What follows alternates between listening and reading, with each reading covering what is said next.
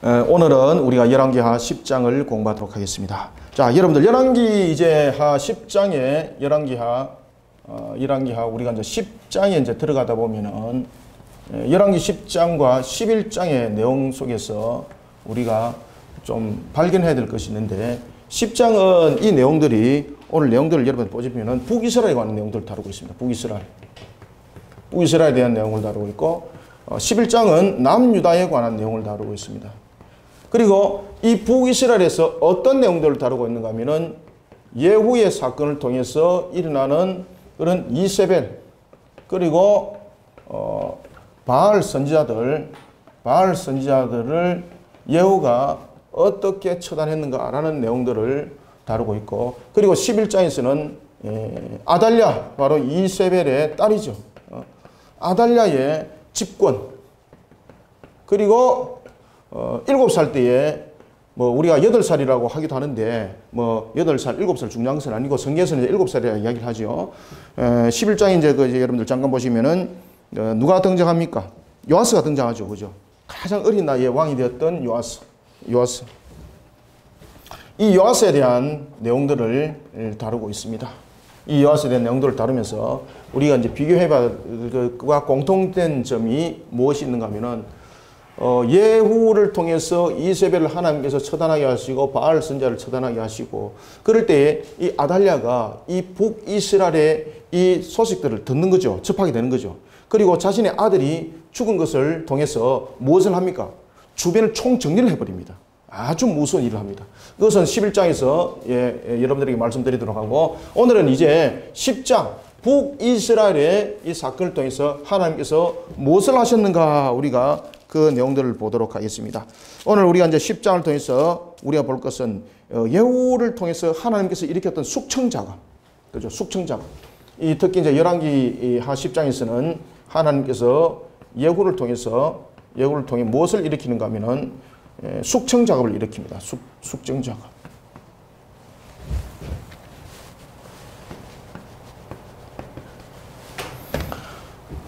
이 속에서 정치적, 종교적 문제들이 함께 결부되는 겁니다. 정치적인 문제, 그 다음에 종교적인 문제, 이런 부분을 다 총괄적으로 예후가 정리를 하게 되는데, 그때에 이 숙청작업을 하게 되는 캐치프레이즈가 여러분들 뭔가 하면은 하나님을 향한 신앙입니다. 하나님을 향한 신앙.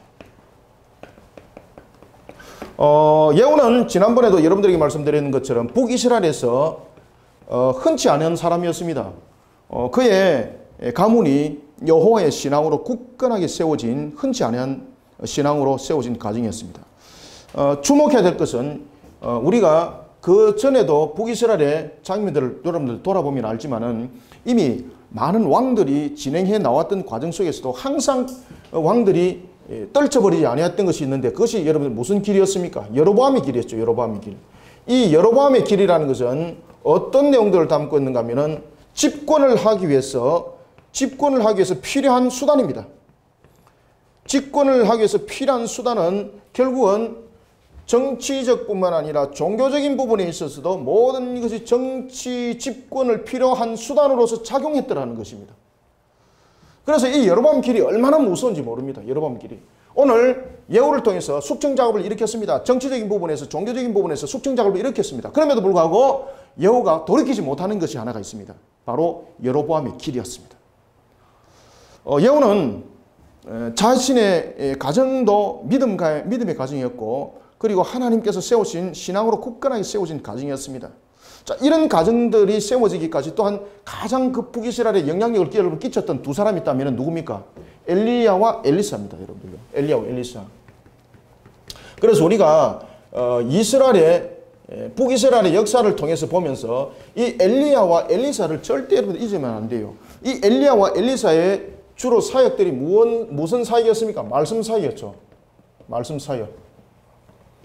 이 말씀 사역이 이스라엘을 변화시킵니다. 북이스라엘을. 그리고 그 영향력들이 지대하게 영향력을 끼치게 되는 겁니다. 그러나 그럼에도 불구하고 여러분들요, 인본주의 속에서 우리의 모습들을 다시 한 번 더 되돌려보게 되면은 하나님의 말씀으로 우리의 삶들이 성화되지 못한 상태에서 세워져 나가다 보면은 이 인본주의가 신앙을 잡아먹더라는 것입니다. 이것이 예후를 통해서 등장합니다.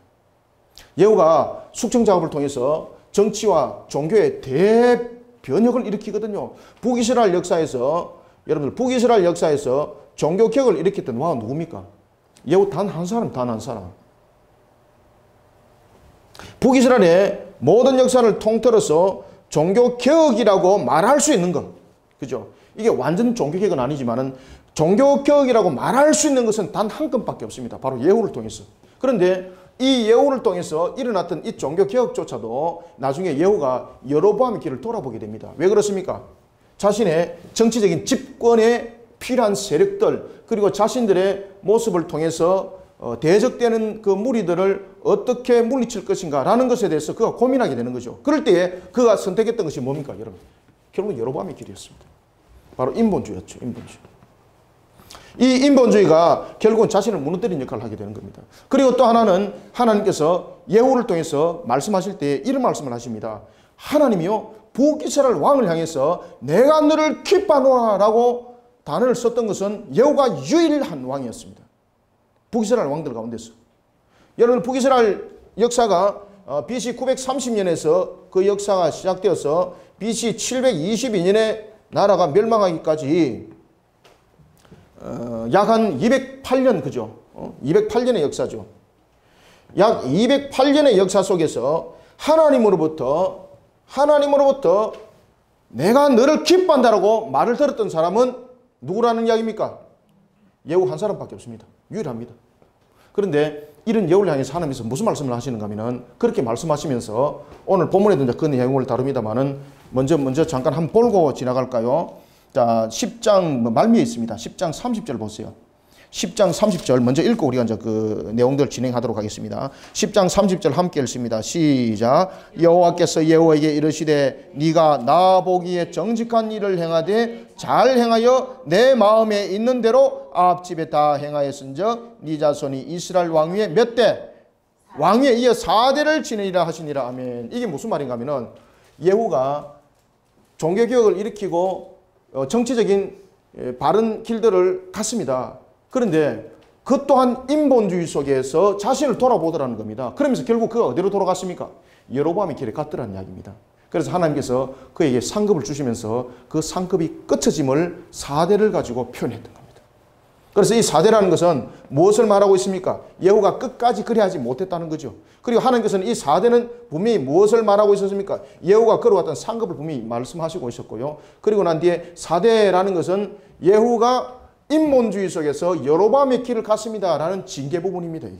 그래서 두 가지 양날의 칼들을 함께 설명하고 있는 것이 바로 30절의 내용이 되겠습니다. 자, 이런 속에 우리가 이제 열왕기 10장을 우리가 공부하도록 하겠습니다.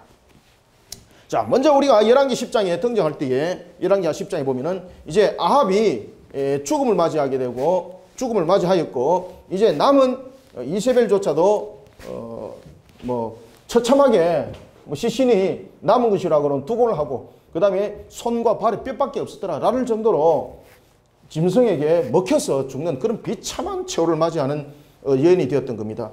그 또한 죽을 때에 자신의 그 신하였던 내시에 의해서 떠밀려 가지고 그래 죽임을 당했죠. 자, 그런 속에 이제 예후가 총정리를 할 때에 예후가 개혁을 일으킵니다. 그때에 예후가 숙청 작업을 일으킬 때에 그가 숙청 작업을 일으키는데 이때에 정치적인 문제와 그리고 종교적인 문제에 있어서 한 획을 긋기 위해서 하나를 그가 선택하게 되는데 그것은 뭔가 하면은 아합의 집이었습니다. 아합의 집에 대한 문제점들을 그가 정리하기 위해서 그가 이런 내용을 합니다. 어떤 그 내용들을 들고 나오는가 하면은 아합의 아들의 70명의 아들이 있었습니다.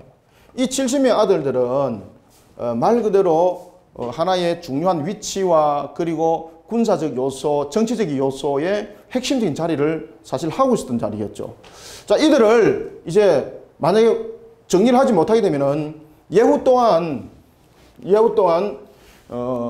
오므리가 시므리를 압도하여서 왕이 되었던 것처럼 7일천하의 시므리와 같은 그런 꼴이 되는 겁니다. 예후를 향해서 이세벨이 뭐라고 말했습니까? 너는 시므리와 같은 자다라고 이렇게 말했던 것처럼 진짜 시므리가 되는 거예요. 지금 여우는 지금 그 사마리아에 주둔하지 못하고 이스라엘에 지금 그가 주둔하고 있습니다. 그리고 아합의 집은 중심적으로 수도였던 어디에 있습니까? 이들이 사마리아에 있는 거죠. 그러면은 정치적인 문제, 종교적인 문제에서 사실은 핵심적인 세력들은 이 속에 있는 거지 않습니까? 이 정리가 되어야 되는 거예요. 이때에 예후가 편지를 보내는 겁니다. 누구에게 편지를 보내는가 하면은 네 분류의 사람들에게 편지를 보냅니다. 첫 번째는 오늘 본문에 등장하고 있는데 5절 보십시오. 왕궁에 책임지는 자, 왕궁을 책임지는 자. 두 번째, 성읍을 책임지는 자. 세 번째, 장로들. 그리고 네 번째, 왕자를 교육하는 자들이죠. 자, 첫 번째 보면은 그가 이제 이 70명의 아들을 제거하기 위해서 이 70명의 아들을 제거하지 못하면은 정치적으로 결코 그는 독립할 수 없고, 그리고 그가 이세벨이 말했던 것처럼 결국은 무엇이 되는 겁니까? 결국은 시므리, 7일천하의 시므리가 되는 겁니다. 7일천하의 시므리가. 그러니 이 사마리아를 정리하지 못하면은 자신이 일으켰던 이 쿠데타는 정말로 7일천하로서 끝나는 겁니다. 이때에 예후가 이 숙청 작업의 완결을 이루기 위해서 네 분류의 사람들에게 편지를 보냈는데 첫 번째는 왕궁직이죠. 왕궁직이. 그 다음에 두 번째는 성읍직이. 그리고 세 번째는 누굽니까? 장로들. 그리고 네 번째는 그렇죠. 아들들의 교육자. 왕자들이죠. 왕자들. 왕자들을 교육하는 그 네 분류의 사람들에게 편지를 보내게 됩니다. 왕궁직은 여러분들 잘 아시는 것처럼 궁을 책임지는 사람 아니겠습니까? 성읍도 마찬가지로 성읍을 전체적으로. 그러니까 이 부분들은 잘 보십시오. 첫 번째와 두 번째 부분은 어떤 분류의 사람들입니까? 군사적인 문제죠. 그 다음에 장로들은 무엇입니까? 민심에 대한 문제죠. 민심. 그리고 네 번째는 잔존 세력이죠. 잔존 세력. 그러니까 민심도 잡고 잔존 세력도 제거하고 그 다음에 군사적인 부분에 있어서도 자신이 세력을 주기 위해서 네 분류의 사람에게 편지를 보낸 겁니다. 이 네 분류의 사람에게 편지를 보내면서 예후가 뭐라고 편지를 보내는가 하면 이렇게 편지를 보냅니다. 아합에게 몇 명의 아들이 있는데, 그렇죠. 아합에게 70명의 아들이 있는데 이 중에 제일 똘방한 아이를 하나 왕으로 세워서 나를 대적하라, 이렇게 말하고 있습니다. 그것이 오늘 본문에 2절에서 3절에서 그 내용을 이야기를 하고 있죠.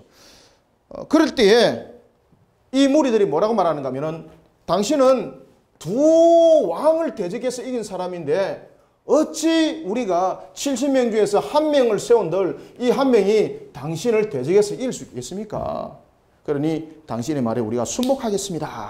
여러분들 예후가 그죠? 딱 교통정리 잘하죠? 지금 여러분들 보시면은 예후가 만약에 이 군사적인 측면에서 그리고 민심을 읽어 나가고 잔존 세력에 대한 이 정리를 하지 못하게 되면은 그가 집권을 하더라도 시므리처럼 천하 7일로서 모든 것이 끝맺음을 맺을 수밖에 없는 것이었습니다. 자, 이제 보겠습니다. 1절. 아합의 아들 70명이 사마리아에 있은지라. 예후의 혁명이 완전히 성취되려면은 사마리아가 정리가 되어야 되는 거죠. 그래서 오늘 1절에 보면은 아합의 아들 70명이 사마리아에 있다는 것은 예후의 그 혁명이 완성되지 못했습니다. 이 뜻입니다. 이때에 있는지라 예후가 편지를 씁니다. 편지를 써서 사마리아에 보내서 이스라엘 귀족들 곧 장로들과 아합의 여러 아들들을 교육하는 자들에게 전하니 일렀으되. 자, 2절 3절 함께 있습니다. 시작. 너희 주의 아들들이 너희와 함께 있고 또 병거와 말과 견고한 성과 무기가 너희에게 있으니 이 편지가 너희에게 이르거든 너희 중에 아들들 중에서 가장 어질고 정직한 자를 택하여 그의 아버지의 왕자에 두고 너희 주의 집을 위하여 싸우라 하였더라. 아멘. 사마리아 군대가 2절은 특히 사마리아 군대가 아무리 강해도 자신에게 이길 수 없다는 거죠. 너희 주의 아들들이 너희와 함께 있고 또 병거와 말과 견고한 성과 무기가 너희에게 있으니 이 편지가 너희에게 이르거든 이라거든요. 이것은 어떤 내용을 담고 있는가 하면은 예후가 어떤 방법을 통해서도 나는 너희들에게 이긴다 이 말입니다. 이게 너희들은 어떤 군사를 동원해도 나를 이길 수 없다는 내용을 담고 있는 겁니다. 쉽게 말하면 여러분 협박을 담고 있는 거죠. 이때에 어떤 또 내용들을 담고 있는가 하면 그러니 너희들은 3절 보십시오. 그러니 3절은 특히 이 이야기입니다. 너희 주의 아들들 중에서 가장 어질고 정직한 자를 택해서 그의 아버지의 왕좌에 두고 너희 주의 집을 위하여 싸우라. 이 말은 여러분 무슨 말인가 하면은 제가 방금 말씀드렸던 이 내용입니다. 이 내용. 무슨 내용인가 하면은 아합의 아들 중에서 너희들이 하나를 택해서 왕으로 세워라. 가장 똑똑한 사람을 왕으로 세워서 그리고 나를 향해서 대적하도록 만들어라. 그죠? 자신 있다는 거죠. 그때에 그들에게 돌아왔던 내용들은 뭔가 하면은 4절 보십시오. 그들이 심히 두려워하더라. 심히 두려워하더라. 그리고 말합니다. 두 왕이 그를 당하지 못하였는데 여기서 두 왕은 여러분들 누굽니까? 요람과 아하시아죠. 요람과 아하시아. 요람과 아하시아. 두 왕도 당신 앞에 이기지 못하였는데 우리가 어찌 당신을 이길 수가 있습니까? 두 왕을. 그러니 수목하겠다는 이야기입니다. 그때에 5절 보십시오. 그 왕궁을 책임지는 자, 성읍을 책임지는 자, 장로들 그리고 네 번째 왕자를 교육하는 자들이 여호와에게 말을 전합니다. 뭐라고 전합니까? 우리는 당신의 종입니다. 힘의 세력 앞에 따른다는 거죠. 우리가 하나님의 신앙대로 이 모든 것을 하겠습니다. 이것이 아니라 당신이 이미 힘을 가지고 있으니 우리가 그 힘에 굴복하겠습니다. 승복하겠습니다. 그 힘에 따르겠습니다. 여러분들 힘 앞에는 또 다른 힘이 있습니다. 그래서 우리는 힘에서 굴복하고 승복하는 자들이 아니라 하나님을 향한 신앙으로 우리는 승복하고 하나님을 향한 신앙 안에서 모든 것들을 만들어가는 자들이 되어야 되겠습니다. 자, 예후가 다시 편지를 써줘. 그들에게 뭐라고 편지했습니까? 자, 6절, 7절 한번 두 절 읽겠습니다. 시작. 예후가 다시 그들에게 편지를 붙이니 일렀으되 만일 너희가 내 편이 되어 내 말을 너희가 들으려거든 너희 주의 아들 된 사람들의 머리들을 가지고 언제 내일 이맘때에 이스라엘에 이르러 내게 나오라 하였더라. 왕자 70명이 그 성읍의 귀족들 곧 그들을 양육하는 자들과 함께 있는 중에 편지가 그들에게 이르매 그들이 왕자 70명을 붙잡아 죽이고 그들의 머리를 광줄에 담아 이스라엘 여호와에게로 보내니라. 아멘. 자, 예후가 굉장히 중요한 이야기를 쓰고 있습니다. 여러분들 예후는 누굽니까? 군대 장관이죠. 그러면 전략과 전술적인 측면에서 굉장히 뛰어났다는 이야기죠. 심리전에도 강하다는 이야기죠. 그래서 예후가 편지를 쓸 때에 여러분 무슨 내용을 썼습니까? 내일 이맘때죠. 왜 예후가 내일 이맘때라는 단어를 딱 썼을까요? 여기 여러분 핵심입니다. 이게. 왜 내일 이맘때라는 단어를 딱 썼을까요?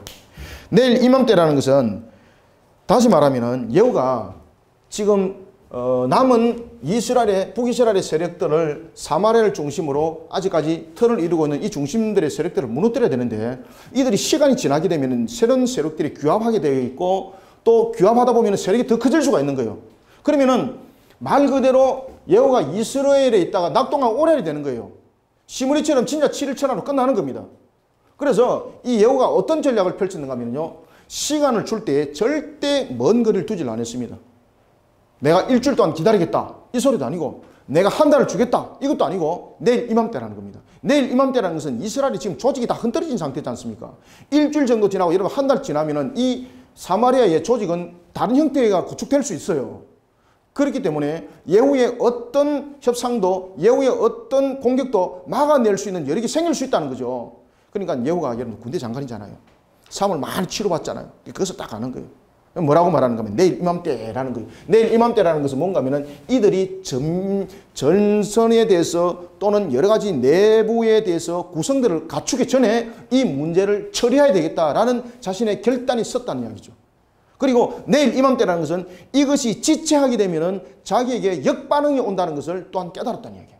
그래서 이 문제는 속히 치르지 않으면 안 될 것이라는 것을 예후가 알고 지금 일을 처리했습니다. 이 뜻입니다. 그래서 내일 이맘때라는 것은 바로 이런 내용들을 담고 있다. 최소 시간의 여유를 통해서 아합의 가문 그리고 배반의 세력들 그로 인해서 일어날 수 있는 갈등의 소지 전부 다 없애버리겠다는 거죠. 단순간에. 그래서 내일 이맘때라고 딱 시간을 주는 겁니다. 내일 이맘때니까 그들이 결정 지을 것은 무엇입니까? 예후의 명령에 따를 수밖에 없는 거잖아요. 내일 이맘때 너희들이 만약에 이 70명의 아들들을 목을 베우지 않으면은 너희들은 다 죽는다는 거죠. 그죠? 그럼 너희들은 선택하라는 거예요. 그때 누가 망설이겠습니까? 내일 이맘때인데. 망설일 시간 없는 거죠. 시간이 촉박한 거죠. 그래서 내일 이맘때라고 이래 되니까 이 분리에 있는 사람들이 마치 하나를 이룬 것처럼 그 아들들을 정리하는 일에 예후가 해야 될 일들을 이 사람들이 해주는 거예요. 그래서 7절에 보면 편지가 그들에게 이르매 그들이 왕자 70명을 어떻게 했더라? 즉시 지금 일이 일어났다는 거죠. 70명을 붙잡아서 70명의 머리를 잘라서 광줄에 담아서 예후에게 보냈더라는 겁니다. 예후가 왜 너희들이 70명의 목을 베고 나면은 연락을 하면은 내가 가서 확인하겠다 이런 소리 안 하죠. 어디로 가지고 오라 그럽니까? 이스라엘을 가지고 오라 그러잖아요. 이것이 여러분들 예후가 군대 장관의 철저한 준비 상태 이런 부분들을 가지고 있는 사람이라는 것을 여러분들이 기억하셔야 됩니다. 그리고 나중에 특히 이제 사마리아에 가가지고 바알 신전을 만들고 그리고 이제 그들을 척결할 때도 예후의 전략을 여러분 보시면요. 철저한 군사적인 전략적인 측면에서 모든 것들을 잘 구성해 나가는 것을 볼 수가 있습니다. 아주 계획적이고요. 아주 세밀한 사람이에요. 그가 만약에 목을 베었습니다. 오세요. 그래서 그가 사마리아 갔습니다. 목 베인 거 봤습니까? 목 베인 거 본 사실 없잖아요. 그러면은 가짜로 전할 수 있다는 거죠. 가짜로 전하게 되면은 예후가 사마리아에 가게 되면 어떻게 됩니까? 꼼짝없이 자기가 죽는 거예요. 이제 뜻을 아시겠죠? 그래서 예후가 이스라엘로 가지고 오라 그런 거예요. 가지고 오라. 가지고 오라는 것은 자기 눈으로 확인하면은 70의 숫자가 확인되는 것이고 그 아들들이 다 죽은 것이 확인되는 거잖아요. 그러고 난 뒤에 그가 사마리아 가는 거예요. 죽지 않은 상태에서 그냥 소리만 듣고 오십시오. 갔습니다. 함정이 될 수가 있는 거예요. 그래서 철저하게 군사적인 측면에서 훈련이 되어 있고 그리고 싸움에서 잔뼈가 굵은 사람의 그 군대 장관으로서의 그 모든 그 행동, 자세, 그런 전략적인 모습들이 이 속에 다 담겨서 나타나는 겁니다. 그래서 어디로 가지고 오라고요? 그렇지. 우리 같으면 어떻게 하겠습니까? 내가 가기 전에 목들을 다 베어라. 내가 가겠다. 이렇게 말하는데 예후는 안 그래야죠. 내 눈으로 확인하도록 만들어라. 자, 그때에 8절 사자들이 와서 예후에게 전합니다. 무엇을 전했습니까? 자, 8절 한번 읽어보겠습니다. 8절 시작. 사자가 와서 예후에게 전하여 이르되 그 무리가 왕자들의 머리를 가지고 왔나이다. 이르되 두 무더기로 사 내일 아침까지 문어기에 두라 하고 아멘. 그리고 이제 민심을 자기한테로 끌어모으기 위해서 예후가 어떤 내용을 들고 노는가 하면 여호와의 말씀을 들고 노는 겁니다. 그래서 여러분들 예후가 보면 아주 전략적으로 뛰어나고 그리고 이 싸움의 잔뼈 이 굵은 사람으로서의 민심들을 또 어떻게 수반하는지도 아주 뛰어났던 사람이에요. 그래서 이 70명을 제거하더라도 민심을 휘어잡지 못하면 또 다른 민심의 그 밀란에 의해서 자신이 설 수 없는 거지 않습니까? 그때에 이 민심을 바로 세우기 위해서 북이스라엘에서 지금까지 행해오지 않았던 단어를 씁니다. 그것이 무엇입니까? 여호와의 말씀대로입니다. 여호와의 말씀대로. 그러니까 여러분들 북이스라엘 사람들이 얼마나 기뻤겠어, 그죠? 지금까지 정말 그 소리 듣고 싶었는데 아합으로 인해서 그리고 또한 이세벨에 인해서 여호와라는 말을 꺼낼 수도 없는 그런 처지. 심지어 여호와 선자는 눈에 보이는데도 전부 다 죽임을 당했던 그런 시절. 얼마나 백성들이 여러분 이런 소리를 듣고 싶었겠어요. 그러니까 백성들이 듣고 싶은 이야기를 해준 거예요. 여호와의 말씀이라면서요 민심을 확 하나로 그냥 붙잡아 버린 거예요. 이것이 예후의 전략이었습니다. 아주 뛰어나죠. 자, 우리가 한번 보겠습니다. 자, 9절 이튿날 아침에 그가 나가 서서 뭇 백성에게 말합니다. 자, 9절 한번 읽습니다. 9절 10절 시작. 이튿날 아침에 그가 나가 서서 뭇 백성에게 이르되 너희는 의롭도다. 나는 내 주를 배반하여 죽였거니와 이 여러 사람을 죽인 자는 누구냐? 그런즉 이제 너희는 알라 곧 여호와께서 아합의 집에 대하여 하신 말씀은 하나도 땅에 떨어지지 아니하리라. 여호와께서 그의 종 엘리야를 통하여 하신 말씀을 이제 이루셨도다 하니라. 아멘. 아시겠죠? 지금 아합의 가족들이 지금 가솔들이 다 죽었지 않습니까? 그러면 그 속에서는 분명히 아합의 친족들도 있을 것이고 그들의 세력을 추종하면서 녹을 먹었던 사람들이 있을 것 아니겠습니까? 그러면은 결국은 이 예후가 자신들과 반대되는 세력적인 부분에서 자신들의 실권도 빼앗긴다는 이야기지 않습니까? 그러면은 어떻게든 간에 민심을 이끌고 예후를 치려고 할 수도 있는 거죠. 그때 예후가 딱 선택한 것이 뭔가 민심을 딱 잡는 것이었어요. 그때 민심을 잡는 예후가 뭐라고 말하는가 하면은 이 70명을 죽인 것이 누군가? 사람들은 예후가 시켜서 죽인 것으로 알고 있다 이 말이지 않습니까? 그때 예후가 뭐라고 말하고 있습니까? 내가 비록 명하여서 죽였지만은 이것은 하나님께서 말씀하신 누굽니까? 엘리야를 통해서 하나님께서 주신 말씀의 성취다. 이 말씀의 성취다. 하나님의 말씀의 성취다. 이 70명의 죽음은 바로 하나님의 말씀의 성취다. 예언의 성취다. 하나님께서 예레미야를 통해서 주신 말씀의 성취다. 백성들이 말이죠. 얼마나 여러분들 두려움을 물론 가졌겠습니다만은 그 속에서 하나님을 바라보게 하고 그리고 지금까지 이스라엘 왕들 속에서 듣지 못하던 단어를 그를 통해서 듣게 되는 겁니다. 그러니까 민심이요. 아합의 추종 세력들에게 가지 않는 겁니다. 아합의 추종 세력들을 따라질 않는 겁니다. 민심을 확 그냥 돌려버리는 거예요. 무엇으로? 여호와의 신앙으로. 그죠? 근데 이것이 나중에 정략직이 되어버리는 겁니다. 이것이 끝까지 가야 되는데. 예후는 이렇게까지 되기까지는 여러분들이 이미 지난주에도 우리가 봐왔던 것처럼 그 가정이 하나님의 신앙으로서 이미 그의 선조들이 세워졌고 그 신앙 가운데 달려왔던 그런 가정.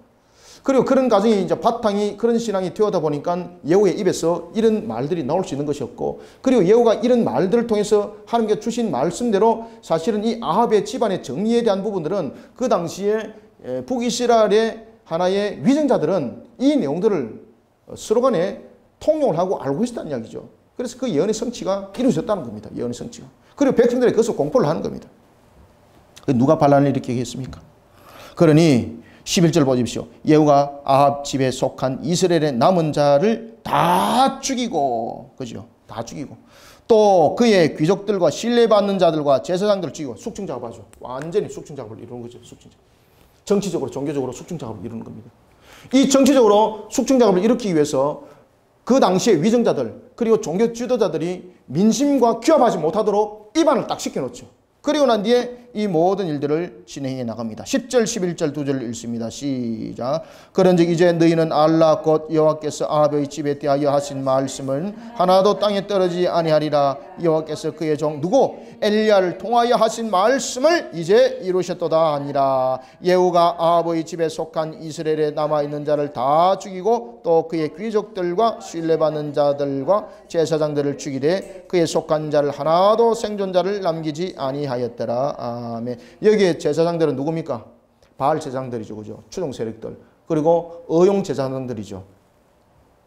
그리고 이제 자신의 행위가 권력을 탐한 것이 아니라 하나님의 심판의 도구다. 내가. 그러니 누가 여러분들 거기다 대항을 하겠습니까? 내가 권력을 위해서 이들을 죽인 것이 아니라 내가 하나님의 심판의 도구다는 거죠. 말씀의 성취. 그러니 모든 백성이 예후를 따를 수밖에 없는 거죠.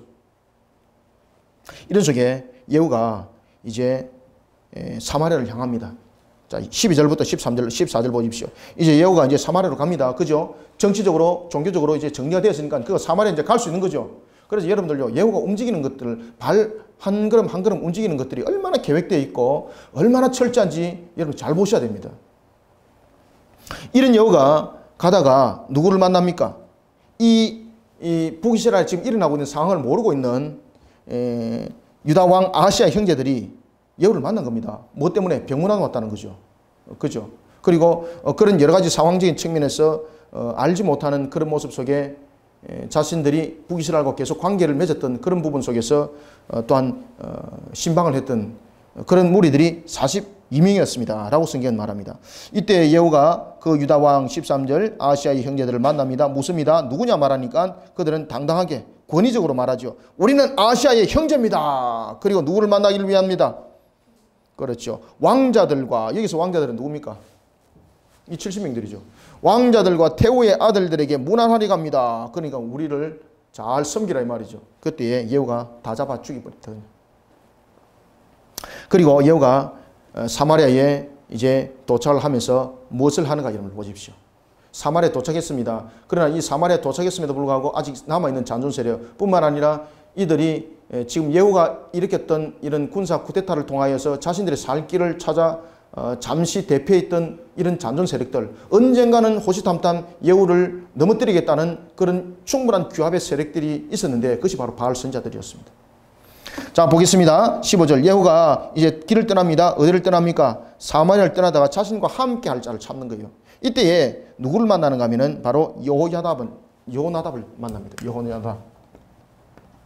여호나답은 레갑의 후예였습니다 라고 이렇게 말을 하고 있습니다. 레갑의 아들이었습니다. 특히 여러분들 이 여호나답은 혈통으로 보면은 여러분들요, 이스라엘의 순수한 혈통이 아닙니다. 여기서 여러분 레갑의 아들 여호야답이라는 것은 여러분들 잘 아시는 것처럼 모세의 장인 그리고 모세의 장인이었던 호밥이 속한 겐 족속의 후예입니다. 이게. 그리고 이제 겐 족속의 후예였던 그가 함맛의 아들이었던 레갑이 하나의 족속을 이루게 되는 겁니다. 그 후손들을 말하고 있는 겁니다. 그 레갑의 아들 여호나답을 만난지라 그의 안부를 묻습니다. 내 마음에 니를 향한 진실함을 묻고 싶다. 너는 나를 어떻게 생각하는가? 뭐라고 말합니까? 자, 15절 읽습니다. 시작. 예후가 거기에서 떠나가다가 자기를 맞이하려 오는 레갑의 아들 여호나답을 만난지라 그의 안부를 묻고 그에게 이르되 내 마음이 네 마음을 향하여 진실함과 같이 네 마음도 진실하냐 하니 여호나답이 대답하되 그러하니다. 이르되 그러면 나와 손을 잡자. 손을 잡으니 예후가 끌어 병거에 올리며. 아멘. 아시겠죠? 그래서 예후가 그냥 안 가죠. 누구를 찾아갑니까? 지나가다가 여호나답을 찾죠. 왜냐하면 여호나답은 역사적인 측면에서 매우 중요한 인물이었습니다. 그리고 이 여호나답은 신앙적인 측면에서도 여호와 신앙으로 세워진 참으로 북이스라엘에서 찾아보기 어려운 그런 인물이었습니다. 그랬을 때에 이 여호나답과 함께 이 모든 정치 회복의 길을 간다는 것은 천군 천사를 얻는 것과 똑같은 거예요. 날개를 다는 거예요. 아합이. 그래 나는 너를 향한 마음이 한결같아. 너는 나를 향한 마음이 어떻는가? 라고 말하니까 나도 똑같습니다.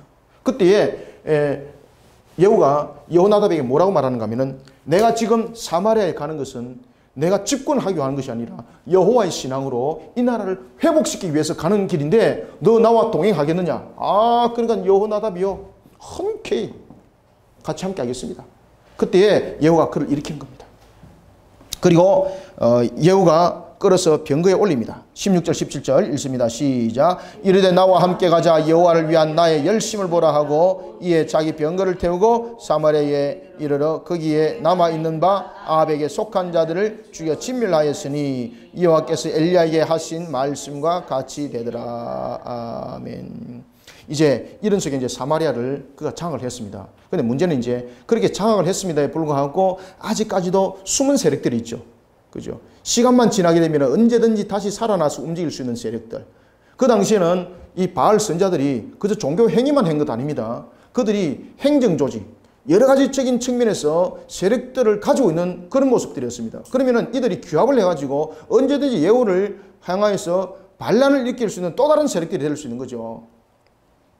그런 측면에서 예후가 한 가지 결정을 짓습니다. 그것이 바로 뭔가 하면은 바알의 모든 자들을 죽이는 것이었습니다. 모든 자들을 심판하는 하나님의 신앙으로서 그들을 정리하는 것이었습니다. 그런데 이 문제가 이제는 아합에 대한 부분들을 정리를 해나갈 때 예후가 순수한 신앙의 모습을 점점 잃어버리게 되는 겁니다. 그래서 성경은 이런 이야기를 합니다. 그가 무슨 길을 걸었더라? 그렇죠. 여로보암의 길을 걸었더라. 하나님을 향한 신앙의 순수함을 나중에 잃어버리게 되는 겁니다. 자, 예후의 일단은 북이스라엘에서 일어났던 예후의 모습을 통해서 우리가 또한 발견할 것을 한번 보도록 하겠습니다. 18절에 보면 예후가 뭇백성들을 모읍니다. 그리고 이렇게 말합니다. 아합은 바알을 조금 섬겼지만은 나는 바알을 많이 섬길 것이다. 누가 믿습니까? 안 믿는 거죠. 왜 그렇습니까? 사실은 잠자고 있는 잔존 세력들을 끌어당기기 위해서는 지금 교란 작전을 펼치고 있는 거죠. 교란 작전을. 그리고 그들을 유인하는 유인 작전을 지금 펼치고 있는 거죠. 그런데 이 유인 작전에 누가 오겠습니까? 내가 여호와를 섬긴다라고 분명히 백성들에게 공포를 해놔놓고 그리고 난 뒤에는 내가 아합보다도 바알을 더 많이 섬긴다라고 이스라엘에 있을 때와 사마리아에 있을 때 또 다른 말을 합니다. 그럼 누가 믿느냐고요. 그죠? 그래서 아합이 잔치를 벌리는 거예요. 진짜로 자신이 바알을 섬기고 바알을 높이 찬양하는 그런 추종자인 것처럼 스스로 위장을 하게 됩니다. 자, 18절, 19절 보십시오. 그래서 19절은 함께 읽습니다. 시작. 그러므로 내가 이제 큰 제사를 바알에게 드리고자 하니 바알의 모든 선자와 모든 섬기는 자와 모든 제사장들은 한 사람도 빠뜨리지 말고 불러 내게로 나오게 하라. 모든 오지 아니한 자는 살려두지 아니하리라 하니 이에 예후가 바알 섬기는 자를 멸하여 계책을 씁니다. 아멘. 이게 북이스라엘에 일어났던 최초이자 마지막 종교개혁입니다. 최초이자 마지막 종교개혁입니다. 자, 이런 속에 예후가 바알 대회를 엽니다. 20절 보세요. 바알 위해서 대회를 열죠. 그리고 21절에 보면 하나도 빠짐없이 다 부르죠. 빠진 자는 왜? 죽을 것이다. 이렇게 공포를 내렸기 때문에. 그런데 문제는 그 속에 긴가민가하면서 아직 오지도 아니할 사람들이 있었던 거죠. 이때에 바알이 이때 예후가 이 부분들이 진짜로 자신이 위장한 것이 아니라 사실임을 그가 사람들에게 보여주기 위해서, 잘 보십시오. 바알 신당들의 그 범위도 아주 크게 새롭게 단장을 하고 새롭게 그것을 짓는 거죠. 그러니까 이것은 단시간에 벌어진 것이 아니라 오랜 어떤 일정한 시간을 두면서 지금 이 일들이 지속적으로 일어났다는 이야기입니다. 그냥 일회용으로 일어난 것이 아니라 이미 예후는 이런 계획을 철저하게 세우고, 그리고 이런 것들이 일어나도록 시설 보완적인 측면, 그리고 모든 것들을 준비를 철저히 해 나가는데, 여러분들 이것이 하루 이틀 만에 되겠습니까? 그죠? 그리고 전국에 있는 사람, 그 바알 선자들 다 모아야 되는데 이것이 하루 이틀 만에 되겠냐고요. 예후가 철저히 준비를 하는 겁니다. 철저히 준비를 하면서, 위장하면서, 보십시오. 바알 대회를 여는 겁니다. 바알 대회를. 여기서 이제 이들이 솔깃하는 겁니다. 그리고 이제 이것이 소문을 듣게 되고, 그리고 이 소문이 진짜라는 그 소문이 퍼지도록 만드는 것입니다. 그러니 모든 바알 선자들이 모였더라. 22절 보십시오. 예후가 예복 맡은 자에게 이릅니다. 이제 결단을 내립니다. 이제는 바알과 여호와를 섬긴 자들을 구별해내야 되겠다. 그리고 예복을 맡은 자에게 이렇게 말합니다. 바알 섬긴 모든 자에게 이 예복을 줘라. 왜? 구별하기 위해서. 그리고 이렇게 말합니다. 만약에 이곳에 여호와를 섬기는 자가 한 명이라도 있으면 살려주지 않겠다. 위장해서 올 수도 있는 거죠. 이 옷을 바알 신을 섬겼다는 이것을 확정된 자만 이 옷을 입고, 만약에 이 옷을 입지 아니한 자들은 바알을 섬기지 아니하고 여호와를 섬기는 것으로 알고 살려주지 않겠다. 그러면서 정리를 완전히 해내는 거죠. 그러면서 23절에 보면 정리를 완전히 해낼 때에 레갑의 아들이었던 여호나답에게 맹세를 시키는 겁니다. 자, 23절 한번 읽겠습니다. 시작. 예후가 레갑의 아들 여호나답과 더불어 바알의 신당에 들어가서 바알을 섬기는 자들에게 이르되 너희는 살펴보아 바알을 섬기는 자들만 여기 있게 하고 여호와의 종은 하나도 여기 너희 중에 있지 못하게 하라 하고. 자, 그러면서 이제 밖에 80명의 호위 무사를 딱 그 무장을 시켜 놓는 겁니다. 그리고 이렇게 말합니다. 여기서 만약에 한 명이라도 빠져나가게 되면 너희들은 목숨으로 응답할 것이다. 그래 누가 그곳에 빠지도록 도망가도록 두겠습니까? 이 80명의 호위 무사는 여러분들 칼을 들고 있는 사람들입니다. 그러면은 어느 정도 사람들이 모여 있는가 여러분 아시겠죠? 80명의 호위 무사를 통해서 그들을 모두 다 죽이기 위해서는 이 80명은 800명도 심지어 여러분들 보면은 뭐 1000도 감당할 수 있는 그런 분류가 안 되겠습니까? 한 명도 남겨두지 마라. 그리고 예후가 이 바알 숭배자들로 하여금 의심하지 않고 그곳에 머물도록 무엇을 지냅니까? 번제를 드리는 거예요. 번제. 25절 보세요. 번제 드리기를 다하며 예후가 호위병과 지휘관들에게 이르되 들어가서 한 사람도 나가지 못하게 하고 죽이라. 다 죽이라는 이야기죠. 호위병과 지휘관들이 칼로 그들을 죽여 밖에 던졌더라. 아멘. 여기서 번제를 드렸다는 것은 바알 숭배자들에게 대해서 자신도 바알 숭배자인 것을 가장하기 위함이었죠. 그리고 안심을 딱 시키는 거예요. 그리고 난 뒤에 바알 숭배자를 최종적으로 확인시키는, 다시 말하면 변명할 여지가 없도록 만드는 장면이 바로 번제 드리는 것이었습니다. 이 번제는요, 이 바알 신을 향한 번제였기 때문에 여호와를 향한 신앙 속에 있는 자들은 이 번제를 참여할 수가 없는 거예요. 그래서 이 번제를 드렸다는 것은 이 사람이 바알 숭배자라는 것, 바알 선자라는 것을 확정적으로 예후가 확인하기 위한 것이었어요.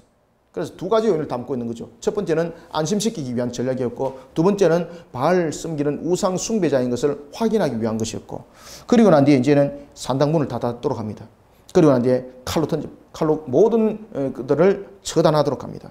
성경은 말합니다. 26절 바알의 신당에 있는 성으로 가서 바알의 신당에서 목상들을 가져다가 불사르고 사람만 여러분들 그 바알 선자들만 무너뜨린 것이 아니라 그들만 처단한 것이 아니라 바알의 신당 그리고 27절에 보면 바알의 목상 모든 것을 멸해버렸다. 이것이 여러분들 북이스라엘의 강력한 여러분 종교개혁이었습니다. 북이스라엘의 강력한 종교개혁. 이런 소식들을 여러분 누가 듣습니까? 남유다의 아달랴가 듣는 거예요, 여러분들요. 그런데 오늘 29절에 보면 핵심적인 이야기를 합니다. 29절 함께 읽습니다. 시작. 이스라엘에게 범죄하게 한 느밧의 아들 여로보암의 죄 곧 베델과 단에 있는 금송아지를 섬기는 죄에서 떠나지 아니하였더라. 아멘. 이게 이제 안타까운 심령으로 성경이 기록을 하고 있는 겁니다. 예후가 이렇게 된 것은 그가 왕위에 오르기까지 하나님이 그의 신앙을 돌아보고 그렇게 그를 세웠는데 그의 마지막 모습은 다른 왕들과 같이 인본적으로 자신의 절대 왕권을 잡는 길을 택했더라 이 말입니다. 그래서 여러분들 마귀가 그만큼 교활합니다. 마귀가 그만큼 지배합니다. 어디든지 여러분들 우리가 빈틈이 생기기만 하면은요 마귀는 우리에게 그렇게 치고 들어와요. 그러면 우리는 이 마귀의 빈틈을 주지 않기 위해서는 무엇으로 우리를 세워야 되겠습니까? 예후가 얼마나 여러분들 그가 건강했습니까? 영적으로. 그럼에도 불구하고 예후가 빈틈이 생기니까 마귀가 딱 쳐들어와 버리는 거예요. 그래서 우리는요 말씀과 십자가 신앙으로 세워야 되는 거예요. 말씀과 십자가로. 말씀의 신앙, 십자가 신앙으로 우리를 다 이 말씀의 십자가 신앙으로 세우지 않으면요 빈틈이 생길 수밖에 없어요. 그래서 오늘 성경이 안타까워서 지금 이야기를 하는 거예요. 안타까워서. 빈틈이 생겨버렸다는 거죠. 그럼에도 불구하고 하나님께서 예후의 그 모습을 보고 예후의 종교개혁을 보고 30절 다시 한번 읽습니다. 조금 전에 읽었지만은 시작. 여호와께서 예후에게 이르시되 네가 나보기에 정직한 일을 행하되 잘 행하여 내 마음에 있는 대로 아합 집에 다 행하였은즉 내 자손이 이스라엘 왕위를 이어 4대를 지내니라 하시니라. 아멘. 하나님이 여러분들 북이스라엘 왕이 이런 말을 한 적이 없었어요. 그런데 예후를 향해서 하나님께서 이렇게 말씀하시는 겁니다. 그런데 이런 예후를 향해서 하나님께서 축복을 말씀하시면서 4대를 말씀하시는 거예요. 4대를. 이 의미는 무엇입니까? 말 그대로 자신의 권세욕에 의한 금송아지 우상 숭배에 대한 심판의 메시지가 이 속에 함께 담기는 것입니다. 그래서 4대는 두 가지를 함께 담고 있었습니다. 무엇입니까? 하나님에 대한 상급을 담고 있었고 또 하나는 하나님의 심판의 어떤 징계 내용을 담고 있었다는 겁니다. 징계 내용. 결국은 그가 돌아갔던 길들이 무슨 길이었다는 이야기입니까? 여로보암의 길이었다는 겁니다. 그래서 우리가 어떤 일들을 하더라도 여러분들요 우리가 하나님의 신앙으로 내가 사회 속에서 뭔가 세워졌습니다. 사업이 이렇게 세워졌습니다. 그때 예후처럼 되면 안 된다는 이야기입니다. 그러면 4대로 끊는다는 이야기입니다. 어떻게 되라는 이야기입니까? 끝까지 하나님을 향한 신앙으로 부여 잡으시길 바랍니다. 다윗처럼 말이에요. 아시겠습니까? 그래서 하나님께서 다윗처럼 하라, 다윗처럼 하라. 수요일 예배 때도 제가 말씀드렸죠. 다윗의 신앙이 어떤 신앙이었습니까? 하나님을 향한 어린아이 신앙. 그죠?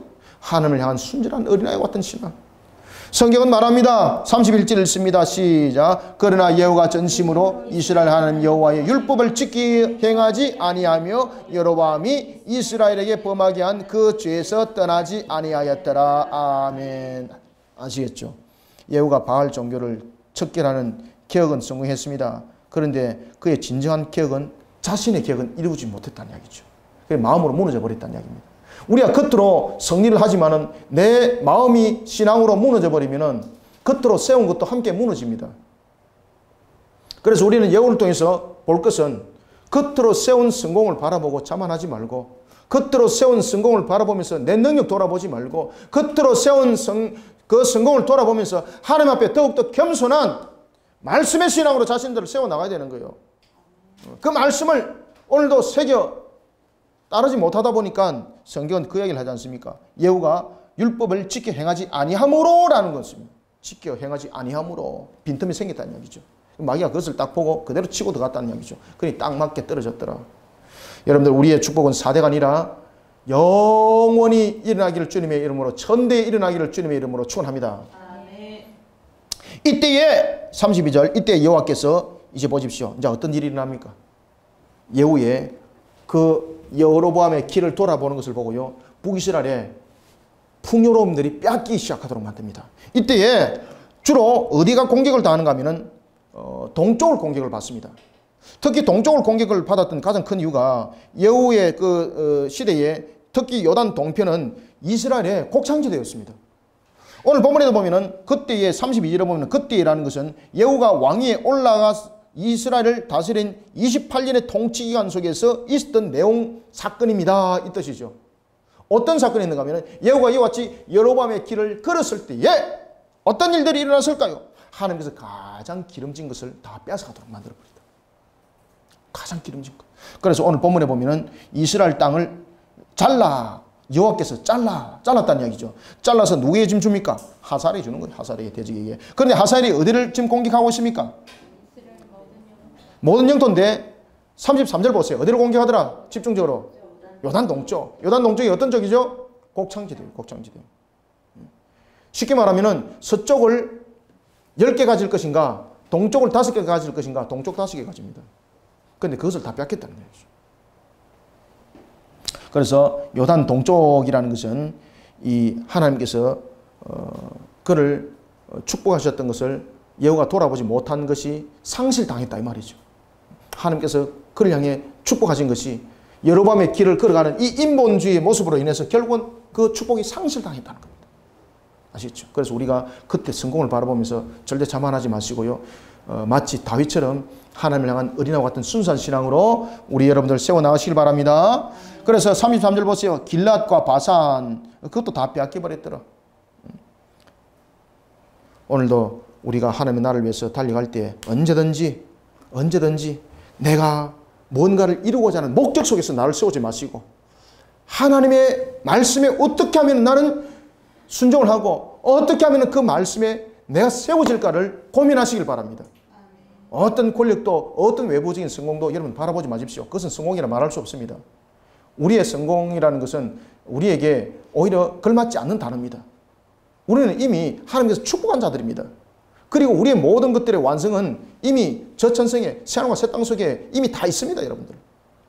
그렇기 때문에 이 땅 위에 물론 성공도 필요하죠. 그러나 성공이라는 보는 방법과 그리고 취하는 방법이 달라져야 하는 것입니다. 인본주의 속에 세우지 마시고 내가 어떻게 하면 하나님의 말씀 속에 내가 살아갈까?